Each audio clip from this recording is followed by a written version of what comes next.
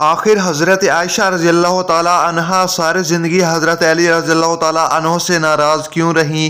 حضرت علی رضی اللہ تعالیٰ عنہ نے حضرت عائشہ کے بارے میں ایک ایسی بات کہہ دی کہ جس کو لے کر حضرت عائشہ ان سے اتنی ناراض ہو گئیں کہ پھر ساری زندگی کا بھی نہ بات کی، اور یہ ناراضگی اتنی بڑی کہ آگے جا کر ان دونوں کے بیچ ایک جنگ ہوئی کہ جس میں بسم اللہ الرحمن الرحیم۔ ناظرین، حضور صلی اللہ علیہ وآلہ وسلم کی چہیتی بیوی حضرت عائشہ رضی اللہ تعالیٰ عنہا حضرت علی کی ایک بات کی وجہ سے ان سے اتنا ناراض ہوئیں، اتنا غصہ ہو گئیں کہ پھر ساری زندگی کبھی بھی حضرت علی رضی اللہ تعالیٰ عنہ سے بات نہ کی۔ وہ حضرت علی سے اتنا زیادہ ان کا نام نہ تک لینا چاہتی تھیں، گوارا نہ کرتی۔ آخر یہی ناراضگی اتنی آگے پہنچی کہ حضرت عائشہ رضی اللہ تعالیٰ عنہا اور حضرت علی کے بیچ ایک ایسی جنگ ہوئی کہ جسے جنگ جمل کہا جاتا ہے، اور اس میں ہزاروں صحابہ کرام کا پاکیزہ خون بہایا گیا، ہزاروں عورتیں بیوہ ہو گئیں اور ہزاروں بچے یتیم ہو گئے۔ حضرت عائشہ رضی اللہ تعالیٰ عنہا کی زندگی میں ایک بڑا عجیب واقعہ پیش آیا۔ وہ یہ ہے کہ جب اللہ کے رسول صلی اللہ علیہ وآلہ وسلم غزوہ بنت مستند میں تشریف لے گئے تو وہاں سے واپسی پر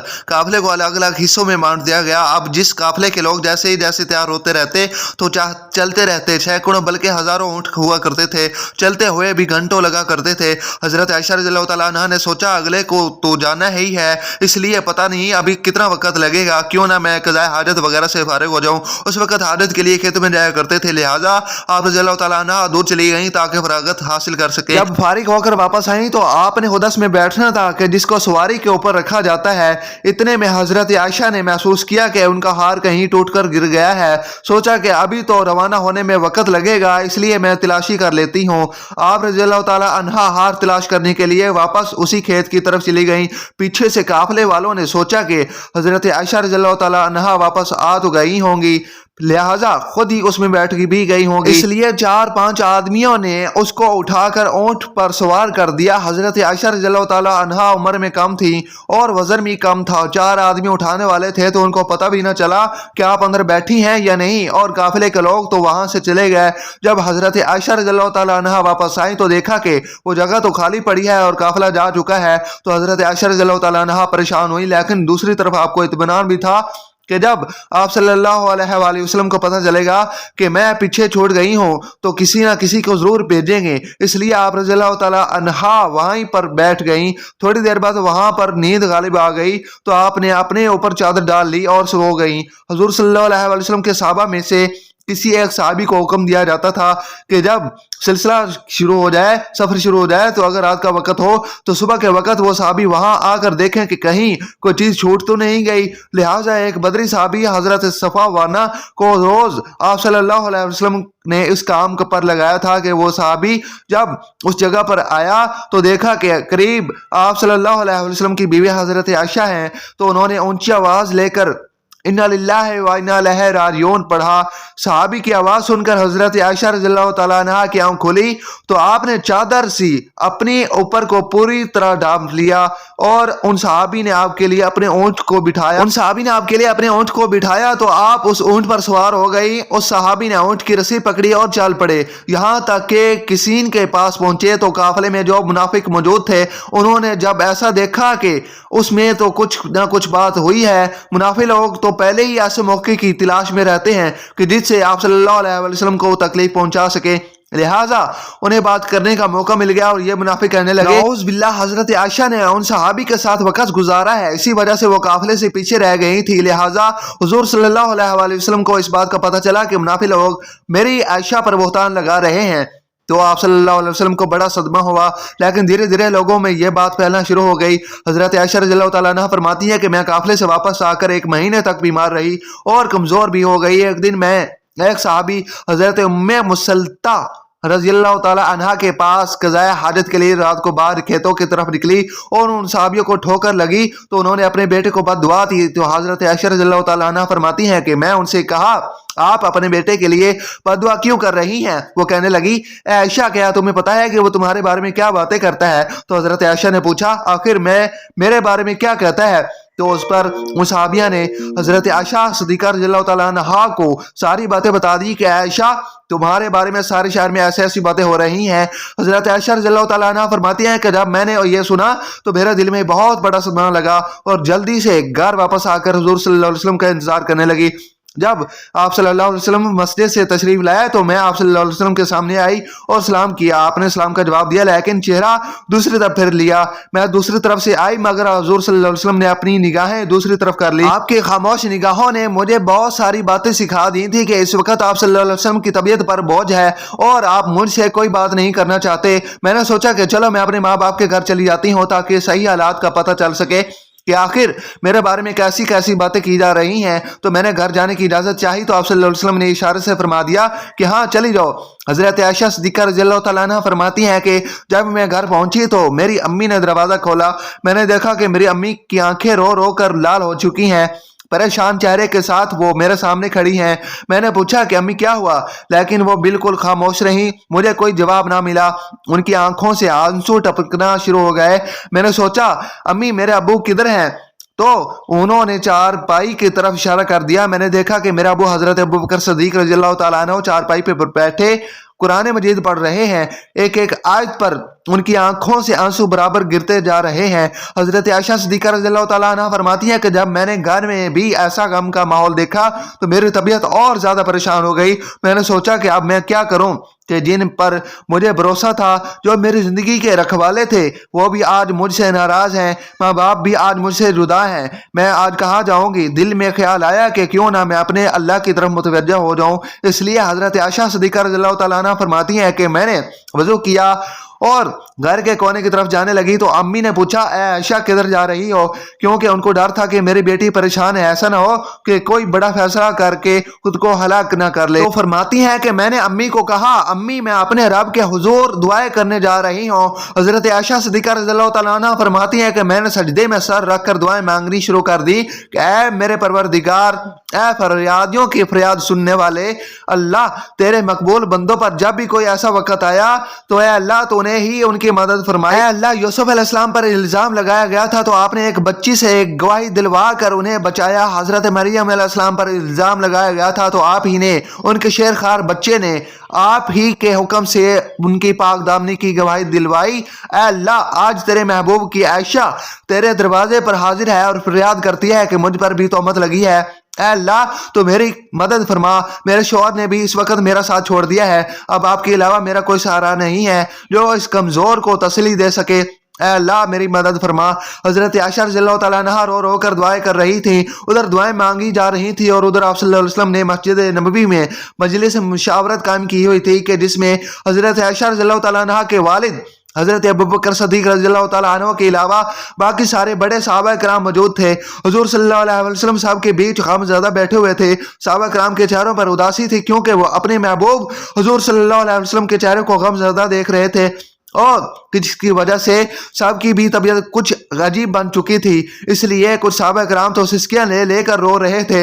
हुज़ूर सल्लल्लाहु अलैहि वसल्लम ने अपने सहाबा किराम से पूछा इस मामले में तुम मुझे क्या मशवरा देना चाहते हो। तो सबसे पहले हज़रत उमर रज़ियल्लाहु तआला अन्हु ने आगे बढ़कर कहा अल्लाह के रसूल, अल्लाह ताला ने आपको इतनी इज्जत और शराफत बख्शी है कि आपके बदन पर किसी गंदी मक्खी को बैठने की भी इजाज़त नहीं। तो जब अल्लाह ने आपको इतना पाकीज़ा बनाया है तो आप ऐसे कैसे कर सकती हैं जिसके अंदर गुनाहों की गंदगी हो। इसलिए मुझे तो ये चीज़ बिल्कुल झूठ नजर आती है। उसके बाद हुजूर सल्लल्लाहु अलैहि वसल्लम ने हज़रत उस्मान गनी रज़ियल्लाहु तआला अन्हु से पूछा ऐ उस्मान तुम क्या कहते हो। हज़रत उस्मान रज़ियल्लाहु तआला अन्हु ने उस वक़्त नबूवत की सोबत का हक अदा कर दिया। उन्होंने अर्ज़ किया अल्लाह के रसूल सल्लल्लाहु अलैहि वसल्लम, अल्लाह ताला ने आपको ऐसा बनाया है कि बादल आपके सर पर साया किए रहते हैं, आपका साया ज़मीन पर नहीं पड़ता कि ऐसा ना हो कि किसी का कदम आपके साया पर पड़ जाए। जब अल्लाह ताला ने अर्ज़ फरमाया कि किसी के कदम आपके साया पर नहीं पड़ सकते तो कैसे मुमकिन है कि किसी को आपकी पाकीज़ा बीवी पर काबू हासिल हो जाए कि वो उनके साथ कुछ गलत काम कर सकें। लिहाजा ये चीज़ तो हमारे वहमो गुमान से भी बाहर है कि अम्मा आयशा के साथ ऐसा कुछ हुआ होगा।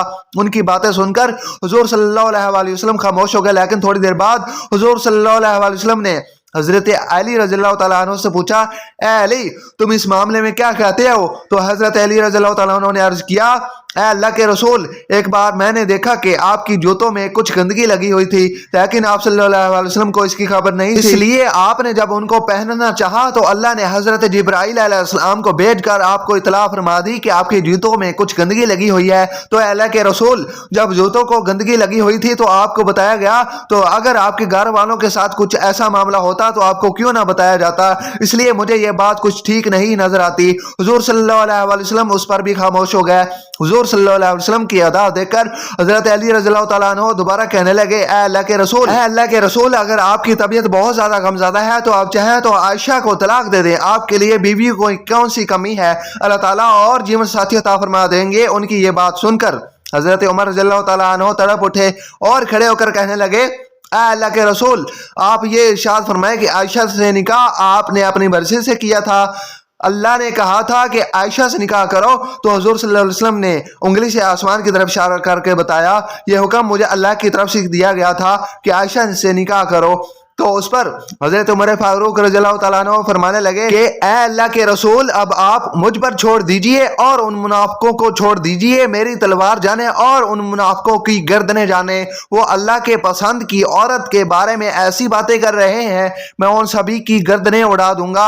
حضور صلی اللہ علیہ وسلم نے اس وقت حضرت عمر کی قوت نگاہوں سے دیکھ کر حضرت عمر کے غصے کو ٹھنڈا کیا، دل سے کہا گویا کہ اللہ کے رسول حضرت عمر سے کہہ رہے ہوں کہ اے عمر، اللہ تیرا نگہبان ہو، میرے غم کو ہلکا کر دیا۔ عمر کی یہ بات سن کر حضور صلی اللہ علیہ وسلم کی طبیعت کو اطمینان آ گیا اور پھر آپ صلی اللہ علیہ وسلم مسجد سے اٹھ کر گھر چلے گئے۔ تھوڑی دیر بعد حضور صلی اللہ علیہ وسلم حضرت ابوبکر صدیق رضی اللہ تعالیٰ عنہ کے گھر گئے تاکہ پتہ کریں کہ میری عائشہ کس حال میں ہے، کیونکہ حضور صلی اللہ علیہ وسلم حضرت عائشہ سے بہت محبت کرتے تھے۔ اس لیے گھر پہنچ کر آپ نے دروازہ کھٹکھٹایا تو حضرت عائشہ کی امی نے آ کر دروازہ کھولا۔ حضور صلی اللہ علیہ وسلم نے دیکھا کہ ان کا رو رو کر برا حال ہو چکا ہے، اور پھر گھر کے اندر آ کر جب حضرت ابوبکر صدیق رضی اللہ تعالیٰ عنہ کی طرف دیکھا کہ ان کی بھی آنکھیں رو رو کر لال پڑ چکی ہیں، تو آپ نے پوچھا کہ اے عائشہ کہاں ہے؟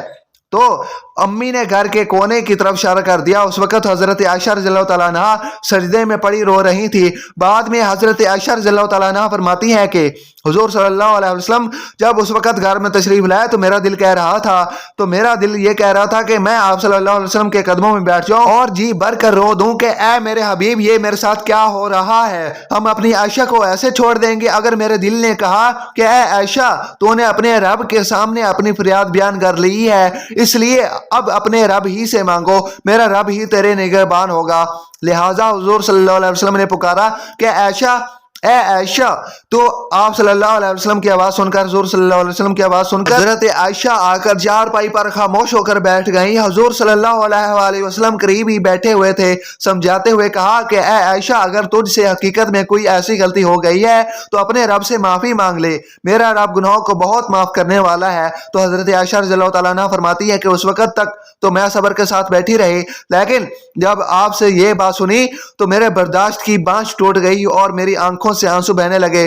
میں بیٹھی روتی رہی مگر خاموش تھی۔ آخر روتے ہوئے میں نے کہا، اللہ کے رسول، میں وہی بات کہوں گی جو یوسف علیہ السلام کے والد حضرت نوح علیہ السلام نے کہی تھی کہ میں اپنا درد صرف اپنے رب سے بیان کرتا ہوں، کیونکہ اے اللہ کے رسول، آج اگر میں کہوں کہ میرے ساتھ غلط کام نہیں کیا تو آپ لوگ میری بات نہیں مانو گے اور کہہ دو گے کہ میں نے ایسا کام کیا ہے، تو آپ لوگ فوراً میری یہ والی بات مان جائیں۔ اس لیے میں اپنے اللہ سے ہی فریاد کرتی ہوں، وہی میرے لیے کوئی نجات کا راستہ نکالے گا۔ حضرت عائشہ رضی اللہ تعالیٰ عنہ فرماتی ہیں کہ میں نے یہ الفاظ سنے اور پھر حضور صلی اللہ علیہ وسلم کے چہرے کی طرف دیکھا تو آپ صلی اللہ علیہ وسلم کے ماتھے پر پسینے کے قطرے تھے اور آپ کے اندر وہ حسین کپ کپی دیکھی جو وہی نازل ہوتے وقت ہوا کرتی تھی۔ اچانک آپ صلی اللہ علیہ وسلم پر وہی کیفیت طاری ہونے لگی اور آپ صلی اللہ علیہ وسلم نے اپنے اوپر چادر ڈال دی۔ حضرت عائشہ صدیقہ رضی اللہ تعالیٰ عنہ فرماتی ہے کہ میں آرام سے بیٹھی تھی، دل میں خیال آ رہا تھا کہ اللہ تعالیٰ آپ صلی اللہ علیہ وسلم کو کوئی حکم کر دیں گے، یعنی ان میں کوئی خواب دکھا دیں گے کہ میں بے گناہ ہوں۔ مگر میرے ماں باپ اس وقت بہت زیادہ پریشان تھے۔ میں نے اپنے والد کو دیکھا، وہ تڑپ رہے تھے کہ وہی نازل ہو رہی ہے، پتہ نہیں میری بیٹی کی قسمت کا کیا فیصلہ ہوگا۔ والد کی آنکھوں میں بھی آنسو تھے، امی بھی رو رہی تھی۔ تھوڑی دیر بعد حضور صلی اللہ علیہ وسلم کے چہرے سے کپڑا ہٹا، چہرہ 14वीं रात के चांद की तरह चमक रहा था। हजरत आयशा सिद्दीक़ा रज़ियल्लाहु ताला अन्हा फरमाती हैं कि उस वक्त के चेहरे पर खामोशी के आसार देखे तो मैं समझ गई कि अल्लाह ताला ने मेरे बारे में आयत नाज़िल फरमा दी है। हुज़ूर सल्लल्लाहु अलैहि वसल्लम ने इरशाद फरमाया कि ऐ आयशा मुबारक हो, अल्लाह का कलाम आया है कि तू बिल्कुल बेगुनाह है। हजरत आयशा सिद्दीक़ा रज़ियल्लाहु ताला अन्हा फरमाती हैं कि उस वक्त मेरी अम्मी कहने लगी, ऐ आयशा उठो और हुज़ूर सल्लल्लाहु अलैहि वसल्लम का शुक्रिया अदा करो। लेकिन हजरत ये कि उस वक्त मेरी तवज्जो सिर्फ और सिर्फ अल्लाह ताला की तरफ थी। मैंने कहा मैं किसी का भी शुक्रिया अदा नहीं करूंगी, बल्कि मैं तो अपने अल्लाह का शुक्रिया अदा करूंगी। उसी ने आप सब लोगों ने मुझे छोड़ दिया था। अल्लाह ने हजरत आयशा की पाक दामनी में पूरी आयत नाजिल फरमाई। यही नहीं, सिर्फ अल्लाह ने बिल्कुल बेगुनाह फरमाया, बल्कि अल्लाह ने हजरत आयशा से फरमाया, ऐ आयशा तुम्हें इतनी दिनों तक जो तकलीफ में रहना पड़ा उसके बदले में मैं तुम्हारे लिए मगफिरत का वादा करता हूँ। नाजरीन, उसके बाद हजरत आयशा रज़ियल्लाहु ताला अन्हा फिर से हुज़ूर सल्लल्लाहु अलैहि वसल्लम के घर में आकर रहने लगी। लेकिन हजरत आयशा सिद्दीक़ा रज़ियल्लाहु ताला अन्हा को सारी जिंदगी हजरत अली रज़ियल्लाहु ताला अन्हु से एक शिकायत ही रही, क्योंकि जिस वक्त मस्जिद में हुज़ूर सल्लल्लाहु अलैहि वसल्लम ने सभी सहाबा से हजरत आयशा सिद्दीक़ा रज़ियल्लाहु ताला अन्हा के बारे में मशवरा लिया था, तो सभी बड़े बड़े सहाबा किराम ने हजरत आयशा सिद्दीक़ा रज़ियल्लाहु ताला अन्हा की पाक दामनी की गवाही दी थी। और आखिर में हजरत अली ने भी हजरत आयशा सिद्दीक़ा रज़ियल्लाहु ताला अन्हा की पाक दामनी की गवाही दी थी। लेकिन जब हजरत अली रज़ियल्लाहु ताला अन्हु ने हुज़ूर सल्लल्लाहु अलैहि वसल्लम को बहुत ज़्यादा हैरान हालत में देखा, ये बात भी कह दी कि ऐ अल्लाह के रसूल, अगर आपको आयशा पर नाराज़गी है तो आप आयशा को तलाक दे दें, उनकी जगह आप किसी दूसरी लड़की से शादी कर लें। तो ये बात हजरत आयशा सिद्दीक़ा रज़ियल्लाहु ताला अन्हा को पहुंची कि उन्होंने हुज़ूर सल्लल्लाहु अलैहि वसल्लम को मुझे तलाक देने का मशवरा दिया। जब फिर हजरत अली रज़ियल्लाहु ताला अन्हु से इतना गुस्सा हो गई कि सारे जिंदगी कभी भी उनसे बात ना की। अल्लाह ताला हमें दीन की समझ नसीब फरमाए, आमीन। हमारे चैनल को सब्सक्राइब करें और साथ में लगे बेल आइकन को दबा दें ताकि हमारी इस्लामिक वीडियो आप तक लाजमी पहुंच सके। अपना और अपने प्यारों का ख्याल रखें। मिलते हैं अगली वीडियो में, तब तक के लिए अल्लाह हाफिज़।